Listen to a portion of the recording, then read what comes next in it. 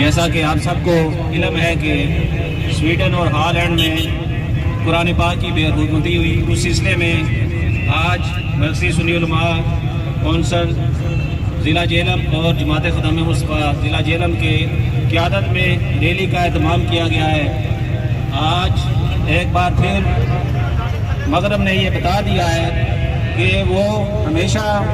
ہمارے اندر جو کرنٹ ہے، قرآن کی محبت ہے، نبی صلی اللہ علیہ وسلم کی محبت ہے، اہل بیت اطہار کی محبت ہے، صحابہ کرام کی محبت ہے، وہ کچھ تھوڑے عرصے بعد چیک کرتے رہتے ہیں، لیکن انہوں کو پتہ نہیں ہے کہ ہم اپنی جان کا تو اپنی دے سکتے ہیں، وہ کبھی بھی قرآن پاک کی بے حرمتی، نبی صلی اللہ علیہ وآلہ وسلم کی شان میں گستاخی اور اہل بیت اطہار صحابہ کرام کی شان میں گستاخی برداشت نہیں کر سکتے۔ ہم آٹا مہنگا ہو جائے، دنیا داری کی چیزیں جو بھی مہنگی ہوئی ہم وہ تو برداشت کر سکتے ہیں، لیکن نبی صلی اللہ علیہ وآلہ وسلم کی شان میں گستاخی اور قرآن کی بے حرمتی کبھی بھی برداشت نہیں کریں گے۔ ہم اس زور کا آخر میں میں اس بات پہ پرزور کرتا ہوں کہ ہمارے جو اسلامی ممالک ہیں کم از کم وہ اکٹھے ہو جائیں۔ بدقسمتی سے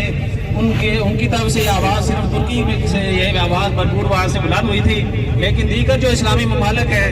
وہ امریکہ، برطانیہ اور اس طرح یورپ کے دوسرے ممالک کو ناراض نہیں کرنا چاہتے، وہ ذاتی مفادات کے لیے۔ اگر یہ سب اکٹھے ہو جائیں، میں یہ سمجھتا ہوں کہ کسی ملک کو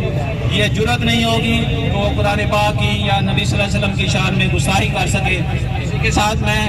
آپ سب کا شکریہ ادا کرتے ہوئے اللہ تعالیٰ اس دعا کے ساتھ کہ اللہ تعالیٰ ہم سب کی حاضری اپنی بارگاہ میں قبول و منظور فرمائے۔ وما علینا الا البلاغ۔